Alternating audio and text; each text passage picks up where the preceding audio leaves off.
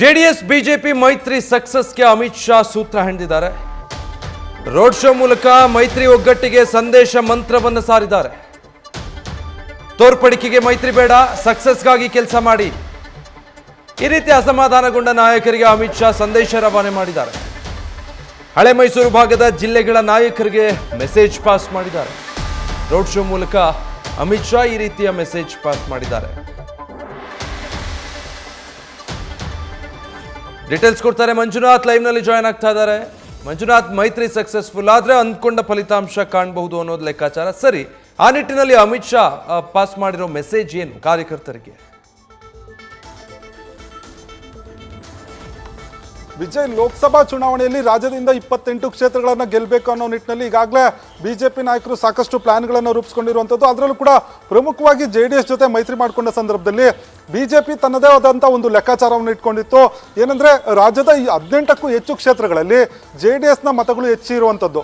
ಅದರಲ್ಲೂ ಕೂಡ JDS ಮತಗಳ ಒಂದು ವಿಭಜನೆಯಿಂದ ಬಿಜೆಪಿ ಕೂಡ ಸಾಕಷ್ಟು ಡ್ಯಾಮೇಜ್ ಆಗ್ತಿತ್ತು. ವಿಧಾನಸಭಾ ಚುನಾವಣೆಯಲ್ಲೂ ಕೂಡ ಫಲಿತಾಂಶದಲ್ಲೂ ಕೂಡ ಬಿಜೆಪಿಗೆ ಹಿನ್ನಡೆ ಆಗಲಿಕ್ಕೆ JDS ಪ್ರಮುಖ ಕಾರಣ ಆಗಿತ್ತು. ಹಾಗಾಗಿ JDS ಜೊತೆ ಮೈತ್ರಿ ಮಾಡಿಕೊಂಡ್ರೆ ಲೋಕಸಭಾ ಚುನಾವಣೆಯಲ್ಲಿ ತಾವು ಹೆಚ್ಚು ಸ್ಥಾನಗಳನ್ನು ಗೆಲ್ಬೋದು ಅನ್ನೋ ಒಂದು ಲೆಕ್ಕಾಚಾರವನ್ನು ಬಿಜೆಪಿ ಹೈಕಮಾಂಡ್ ನಾಯಕರು ಹೊಂದಿದ್ರು. ಹಾಗಾಗಿ ಕುಮಾರಸ್ವಾಮಿ ಮತ್ತು ದೇವೇಗೌಡರ ಬಳಿ ಚರ್ಚೆ ಮಾಡಿ ಲೋಕಸಭಾ ಚುನಾವಣೆಗೆ ರಾಜ್ಯದಲ್ಲಿ ಮೈತ್ರಿಯನ್ನು ಮಾಡ್ಕೊಳ್ಳೋಕ್ಕೆ ತೀರ್ಮಾನವನ್ನು ತೆಗೆದುಕೊಂಡ್ರು. ಆ ಹಿನ್ನೆಲೆಯಲ್ಲಿ ಒಂದು ಮೈತ್ರಿಯನ್ನು ಕೂಡ ಮಾಡಿಕೊಂಡ್ರು. ಆದರೆ ಈ ಮೈತ್ರಿ ಮಾಡ್ಕೊಂಡಂಥ ಸಂದರ್ಭದಲ್ಲಿ ಒಂದಷ್ಟು ಅಸಮಾಧಾನಗಳು ಕೂಡ ಕಂಡು ಬಂದಿರುವಂಥದ್ದು. ಅದರಲ್ಲೂ ಕೂಡ ಹಾಸನ, ಮಂಡ್ಯ, ಕೋಲಾರ ಸೇರಿದಂತೆ ಹಲವು ರಾಜ್ಯದ ಬೇರೆ ಬೇರೆ ಜಿಲ್ಲೆಗಳಲ್ಲಿ JDS ಪ್ರಾಬಲ್ಯ ಇರುವಂಥ ಒಂದು ನಾಯಕರಿದ್ರು ಕೂಡ ಅವರನ್ನು ವಿಶ್ವಾಸಕ್ಕೆ ತೆಗೆದುಕೊಳ್ಳೋದಕ್ಕೆ ಬಿಜೆಪಿ ನಾಯಕರು ಹಿಂದೇಟನ್ನು ಹಾಕ್ತಿದ್ರು.